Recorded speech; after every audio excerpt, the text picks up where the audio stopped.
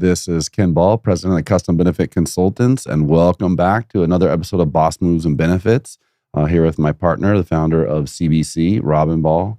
And Robin, one of the things that's really been fun and interesting about going through this experience of developing the podcast is just hearing different voices, different perspectives, right? So we've had in some of our large group employers, we've had in folks from pharmacy benefit management, we've had a lot of our own staff, we've talked to third-party administrators.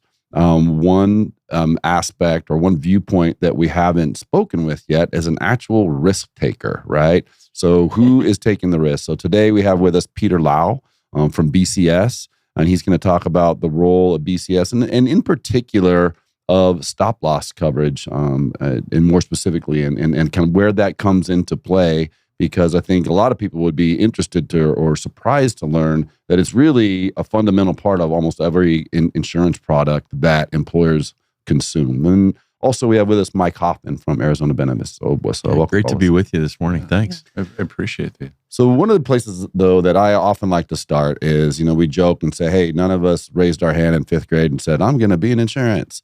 So, Pete, just talk about the Pete Laio origin story. How'd you get it? Appreciate it. It's a long story. I'm pretty old, but I grew up in Central Illinois on a farm, and at most of my life, I really thought about just being a farmer, and I was pretty good in math, and kind of worked my way, and I went to a junior college, and eventually I was like, all right, we want to take the next step, so I went to a university, Northern Illinois University, and they didn't have an engineering program, but I majored in math and I majored in physics. And when I graduated from the university, I got a job, kind of like an engineer.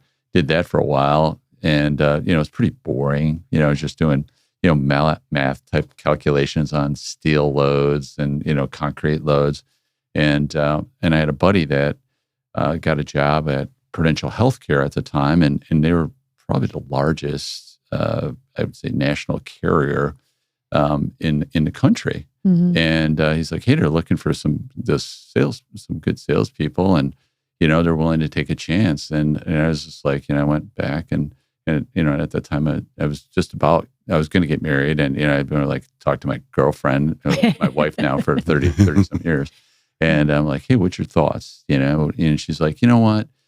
Give it a go, give it a chance. You're always kind of a salesy guy, with, a pretty good aptitude for math. So I gave it a shot. And that was, it'll be 32 years ago in November. Wow. That I got into call it the insurance business, but more of the healthcare space of insurance. And I was there for 6 years. And then Prudential said, you know what? We're not going to be in this space anymore. We're a life insurance company. We're going to move on. They sold to Aetna. So there was like a whole bunch of moving parts. If you stayed with Aetna, there was like a non-compete that was part of that program. And the good thing about it was, obviously, a lot of people in the space, and a buddy of mine was at Trustmark, and he's like, hey, you should come up to Trustmark. And there's a further drive as opposed to like I'd take the train into the city. Prudential was in downtown Chicago. Now I had to drive to the North Shore. The great thing about Trustmark is I get to meet this guy.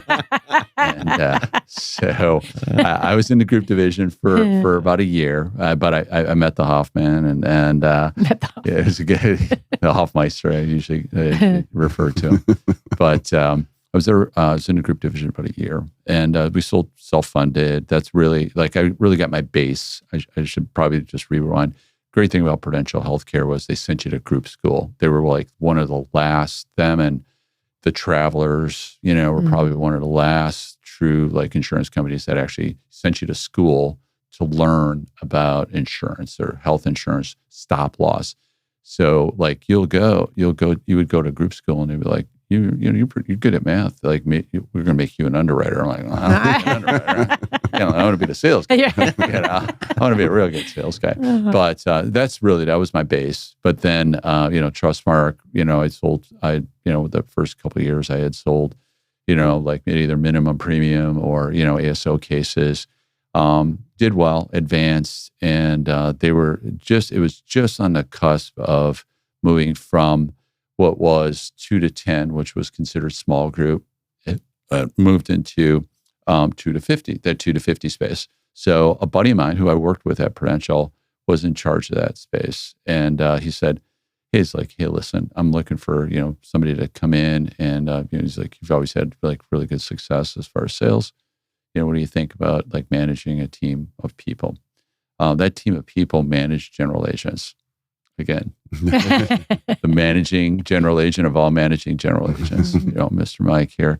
I got to meet him as well as quite a few other managing general agents across the country. We had a tremendous amount of success together, and I grew a strong relationship with Mike. And it never ceased. We were always together. We were always buddies, and in some form or fashion.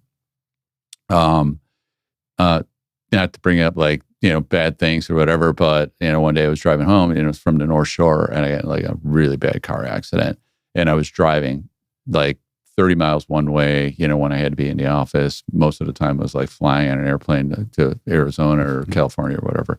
And now at that point, and I had my kids were small, and my mom was like, okay, maybe we should, kind of start to think about like, hey, something a little bit closer to home. You're gone a lot. So there was a company just down the street from where I lived, about a mile and a half.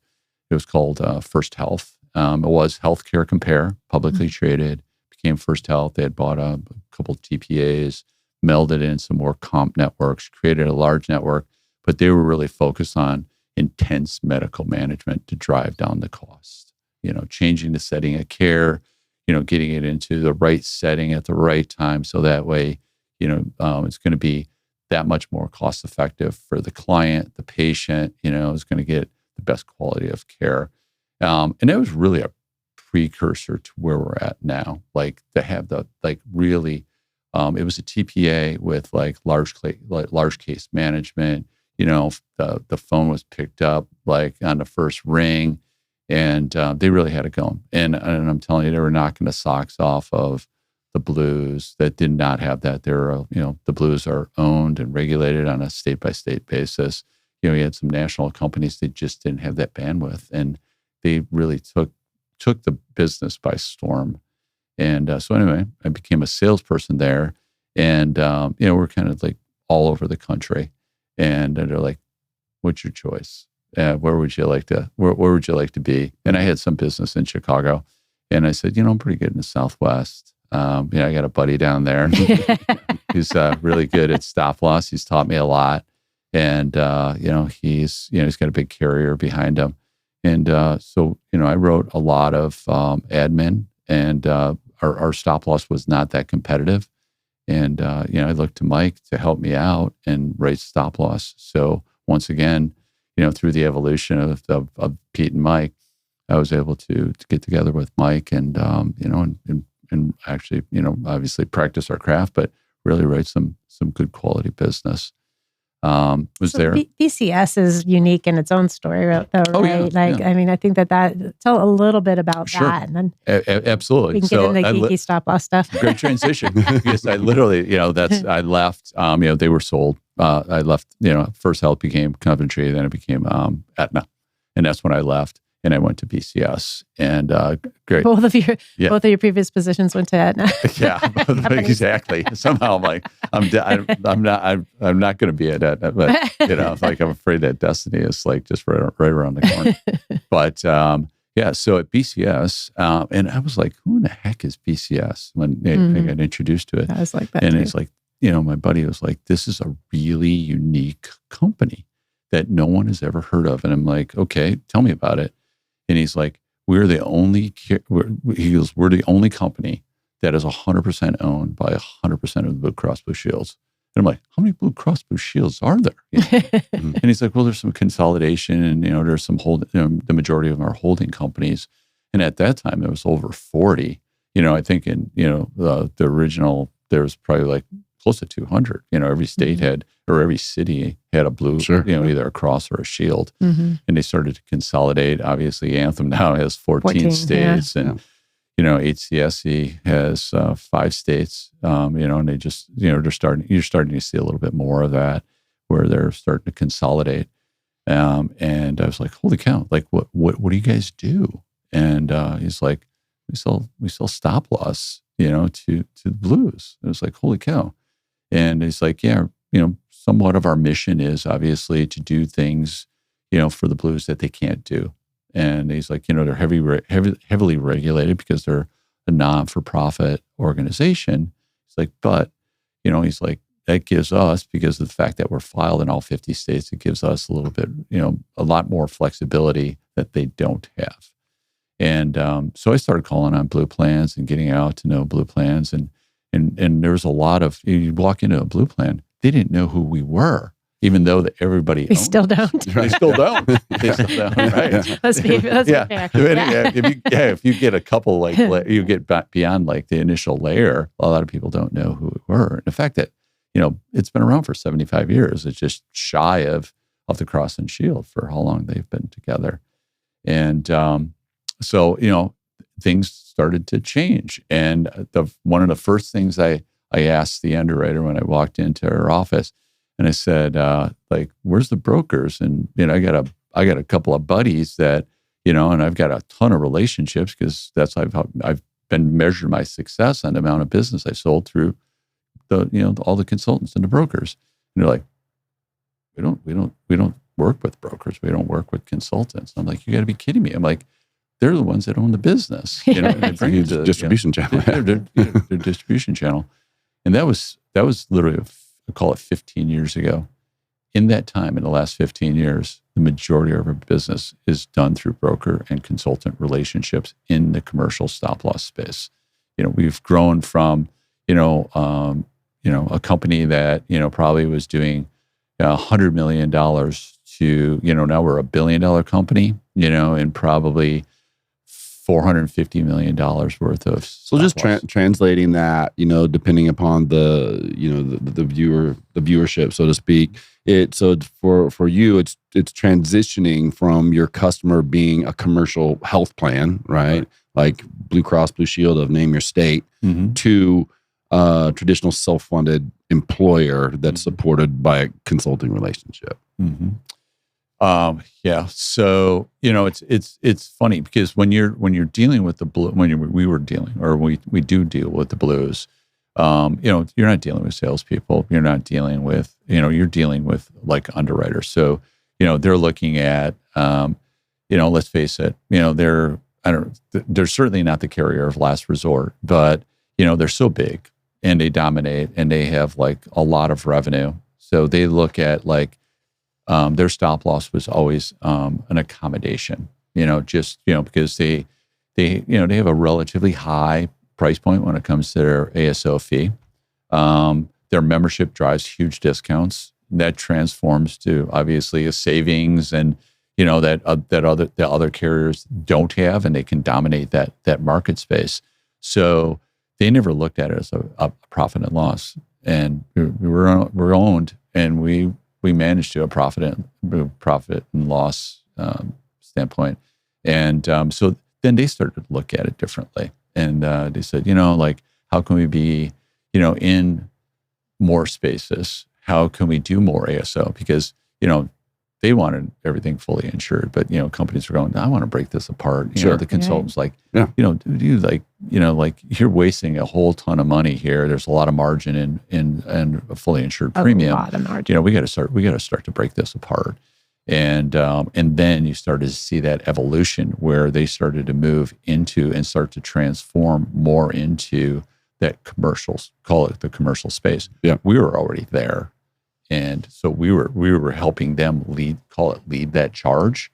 But, then we also started to realize there's some blues Anthem, they're a commercial stop loss carrier. HCSC wants to be a commercial stop loss carrier, and they have stop loss, but they still come to us in unique situations where, and it's a really weird world how the blues work, because you're going, well, I always thought there was one Blue Cross, right? Right. There's, now there's 34, but they have a license state by state. Insurance is regulated state by state. That's how their stop loss is filed. So they'll get what's called a seed. So there's maybe a company is headquartered in North Carolina, but somehow there's a huge facility. The majority of people are in Texas. Yeah. So they're, North Carolina has to relinquish, Blue Cross Blue Shield North Carolina has to relinquish that seed to write it. Yeah. To it's strange for us because we always quote Anthem stop loss also. So, we make you compete against Anthem as well. Yeah. You know what I mean? Which we do. So yeah, absolutely. Yeah, it's an interesting thing. What's valuable in all of this conversation is my relationship as friends with Pete has brought several relationships, and I judge those relationships. One, Pete's an honorable guy and knows this business and does what he says he's going to do. That's important to me. But then the culture of the carrier, the company that Pete represents, has to also pull that through, right? And so I always say in the insurance business, it's not about the relationship you have when things are going great. It's about the relationship that you have when there is a problem, right? And the carriers expect that things happen, right? And how they react to it is what I look at from a cultural standpoint. And so I will tell you that BCS has delivered every time that we needed them to look at things and done it very honorably and honored their commitments. And then the underlying piece is that their back room is one of the best in the business. And what I mean by that is their claims operation is all in-house. So that in our industry, it's called what we call a direct writer, meaning they retain the risk. They do all of the pieces in-house. So when I call Pete with a problem and I say, CBC has an issue, no fault of yours, but maybe the claim didn't get processed. That was a good one. That's right. It's all there. Pete can walk around to all of the different heads and say, let's put our team together and let's solve this problem. And so that is as comforting as you can get in this space to know you're dealing with a direct writer that is nimble enough, but has a 75-year history of being in business and a culture that stands behind the people that represent them. And so I know you all know that, but your listeners need to know that BCS is real. That's a great perspective. And I think it extends a theme that we've had here, right? Of value, creating value. What's our value proposition? And so for us, we are always going to be beholden to our client relationship. And usually it's the employer. Like we work for them, right? Now, certainly it helps us all to build relationships out in the markets, but our ultimate role is to create value for them. So help us, Pete, describe then from that lens how you help us create value for employers. Sure, absolutely. There's multiple things that we'll get into or we can get into. But the one thing I always think about stop loss, and I say this to my claims folks, that's our product. I'm selling the fact that we pay claims. Bottom line. You can pay all the premium in your world, and then if all of a sudden it's like I stop and I'm starting to audit claims and dragging that out, who's at jeopardy? It's the client. Ultimately, it's their money. They have to they have to pay that, or they have to now pay the provider, and then get reimbursed by the stop loss carrier. So I always say, I think you guys are the best at it, honestly, and it's probably the integrity coming from you and that we have access to you because always it's like, how do we pay the claim? It's never like, oh no, let's go get the contract out. You have to do that clearly. But like Zolgensma, I think that was a really good, this gene therapy is new to everybody. These claims are $2.5 million on this one infusion for a child, life-saving.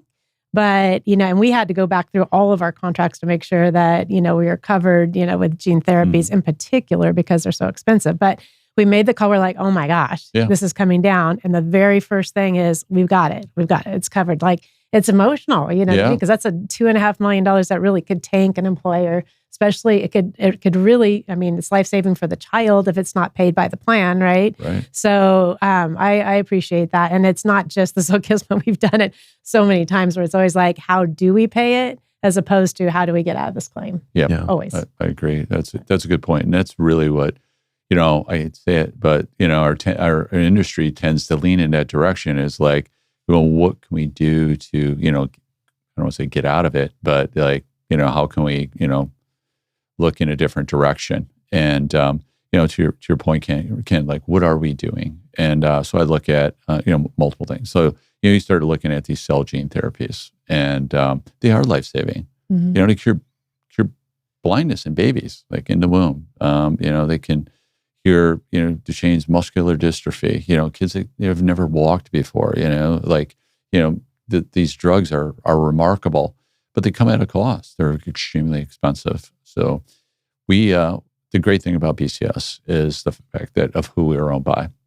Besides the fact that what we do in the commercial market, but who we're owned by. In about 9 months last year, we had created a cell gene therapy pool because of who we're owned by. We were able to capitalize that to about $100 million. There's a lot of claims you can pay with $100 million. The great thing about our owners also is there's participants in that pool, and there's also reinsurers in that pool. We're a reinsurance company. So are they. There's they want to buy off on that risk.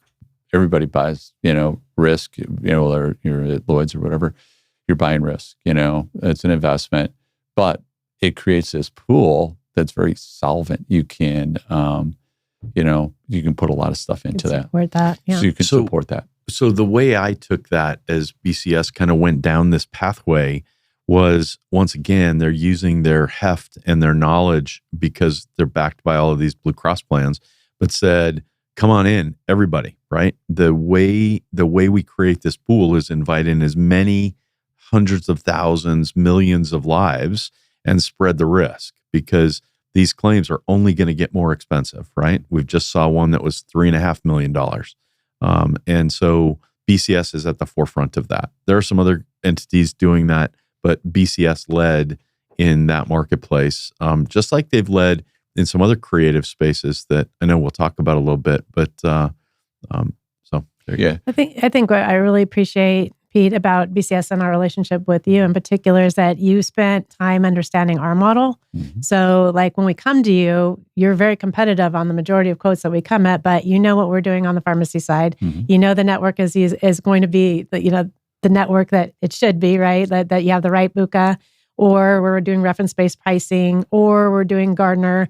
That we're really going to work hard. And on our COBRA avoidance program, we take two, if a group is 2,000 plus, we're taking 2 to 3 high dollar claimants off at COBRA if they have a Medicare option or if they have subsidy and not letting those 18 months roll out. Mm-hmm. And I think you see that all those things come together, that our plans usually run much better under trend, right? Yep. And then you give us the rate for that. So that's rare for us, that somebody took the time to understand all those pieces. You guys asked for the data, to kind of stand behind, how we manage our health plans. And I appreciate that, because I think that's why we get the lower premium from you. Yeah. Well, a lot of the misconception is a lot of people will say, well, stop loss insurance is a commodity, right?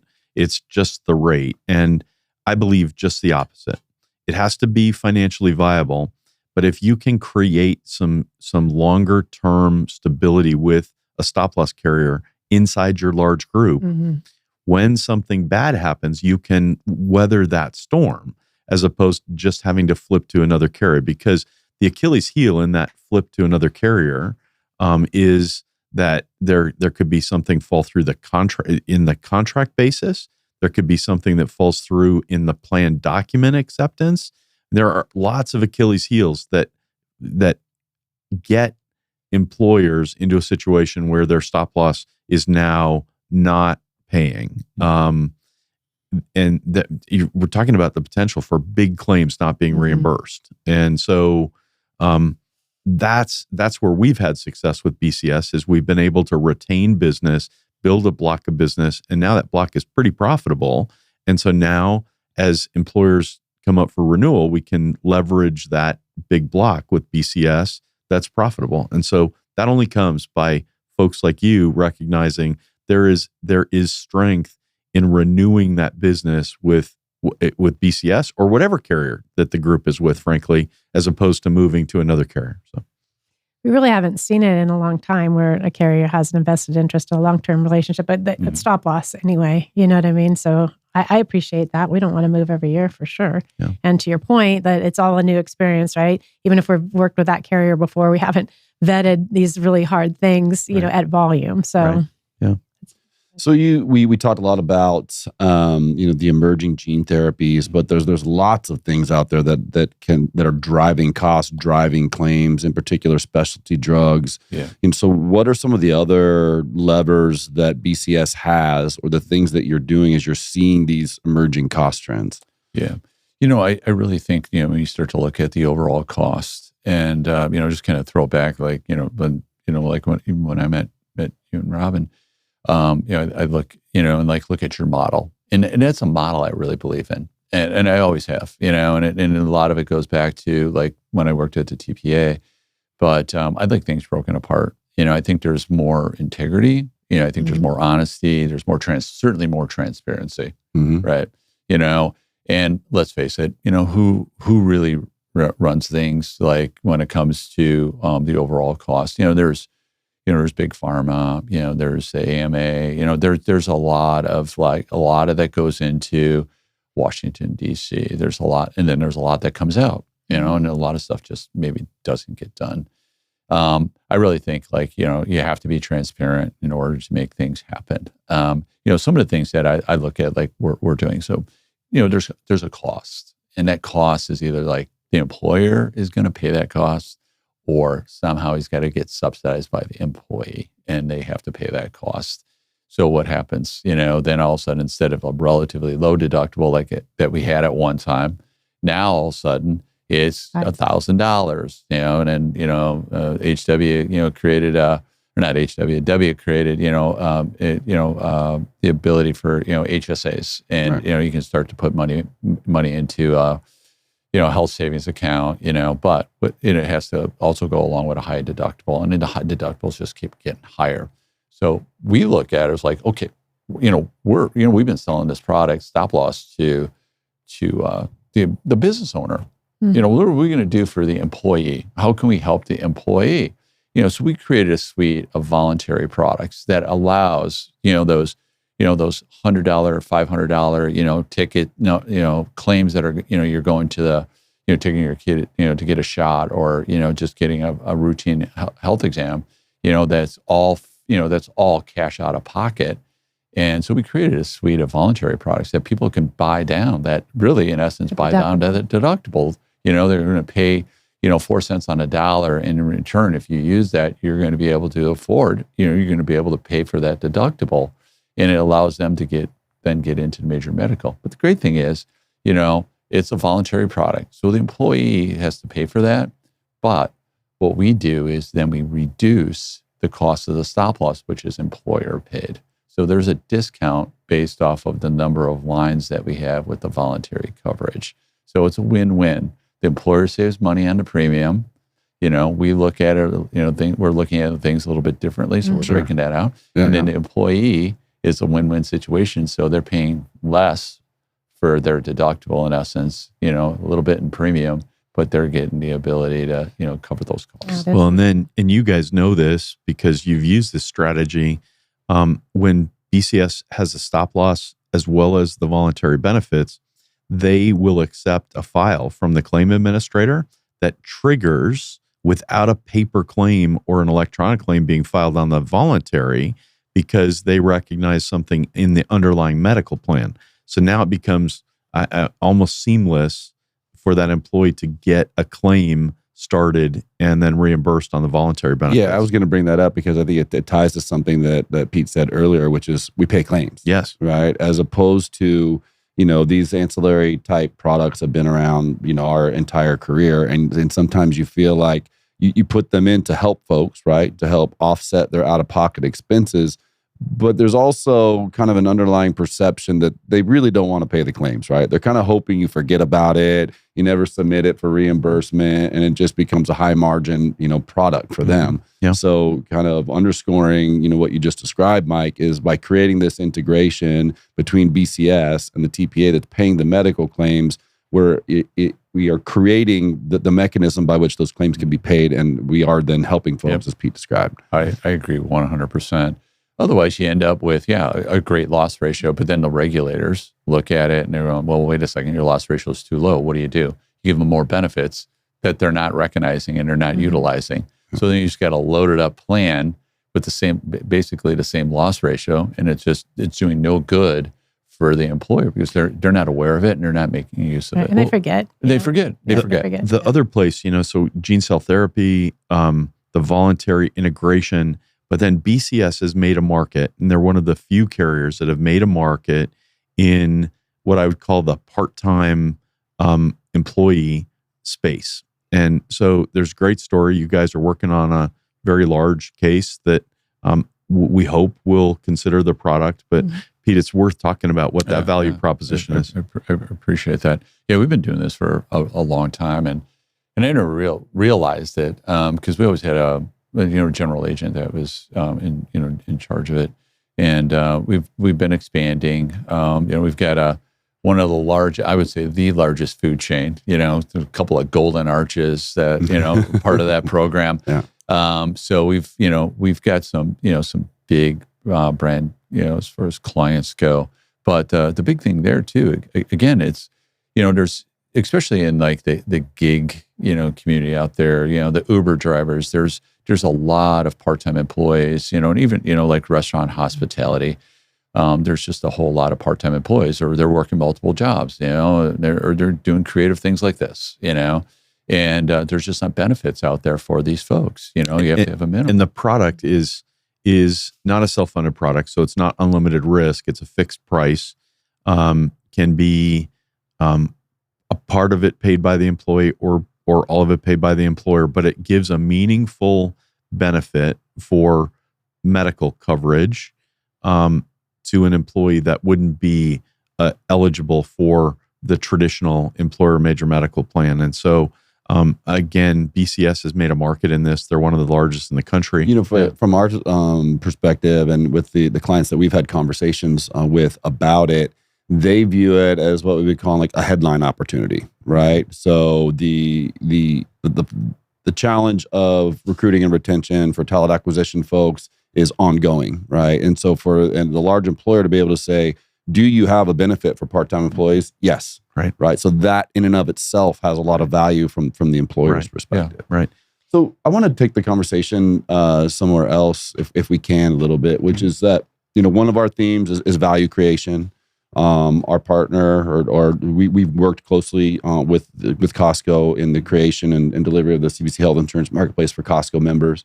And so one of the things that we were able to do in working closely with you both was, leverage the savings that we're getting through the transparent PBM model with Costco Health Solutions and the processor Navitus, and seeing that is real and that it delivers and that it's consistent, sharing that data with BCS, and then based upon that, creating a stop-loss coalition via our marketplace. So as we developed that, the first thing that we said was that it had to be open to any broker and consultant. So even though you helped us build it, it's available to everyone. Costco wanted to make sure that larger groups that use their PBM opportunity could access that. And so we made that happen with BCS. But more importantly, we defined real savings terms that go without objection to the underwriting team. So, and it manifests itself as about a 10% savings in the claim side impact. So aggregate claim factors, if you will, and a 5% savings in the fixed cost, right? So that's where the underwriter starts. They take that off, and then they do that work. And that was one meaningful from a trying to achieve Costco's directive, which is create the best economic opportunity. But then you also get this great carrier behind the scenes that pays the claims, and all of the reasons that we do business with BCS. So we've had good success with that, and encourage folks that are listening to ask you or ask their broker about the Costco Stop Loss Coalition. I think on that, what's really great for any consultant, right, is that you're going in and you're seeing a group. Like we just got a group, Curana, last year. Right. They're growing, very quickly. And we saw huge opportunity for savings on the pharmacy side. We thought that we could save them $500,000. But on the stop loss side, you were rating that as if you know what's going to happen. You trust our numbers. And year to date, it's 1.5 million savings over last year. Yeah. So I think that that's good because you recognize, what value that is, and you can do it before we even have the risk, so. Well, we had another partner in here, Lisa Hodson from Allied National, and she said something that kind of struck with me, which is that she was proud of the fact that the work that we've done together in support of the CBC Health Insurance Marketplace for Costco members, that it's just been done in a transparent fashion and with integrity, right? And that we just don't always see that in our business. On one of our prior episodes, I said, there's a lot of hands in the cookie jar, but you won't find ours, so to speak, right? Yeah. And so she said dirty hands. So I think it speaks to the essential mission of Costco, which is doing the right thing, and that that is our charge always. And so I've been. It's helpful to us and pleasing to us to identify and find partners that see that and believe that and are willing to invest in it. And so from that standpoint, we really appreciate the opportunity to have developed these products together. Yeah. You guys make it easy, it's, obviously, getting to know you and getting to know Mike or whatever, but, you said it best. It's integrity. Let's face it, sometimes our industry has not the best reputation, but there is a handful of vendors out there, and there's a handful of people that want to do the right thing. And there's a lot of angry people out there, right? Yeah. And but it just people can see that hey, you're transparent with the costs. You've got. You got to reinsure that's taking that into account and pricing it properly. You could leave it in. You could have more margin. Sure. But ultimately, who's the consumer is ultimately the person that's going to have to pay for this. Yeah. No, that's a great perspective, and I want to thank you, Pete, for joining us on Boss Moves and Benefits. Mike Hoffman with Arizona Benefits. Rob, any closing thoughts? No, I just want to thank you too, because I don't think that, the CFOs and CXOs of companies, they don't get a chance to talk to somebody like you. And so just hearing, how you approach it and what the strategy is, I think is really important for our audience to hear. Thank you. Well, and if you know what stop loss is. Ken, I got to tell a funny Pete story. So Pete and I were going fishing up in northern New Mexico, and we were talking about him being a farmer, and he told me, he said, it was either stay a farmer, go into the insurance business, or become a truck driver.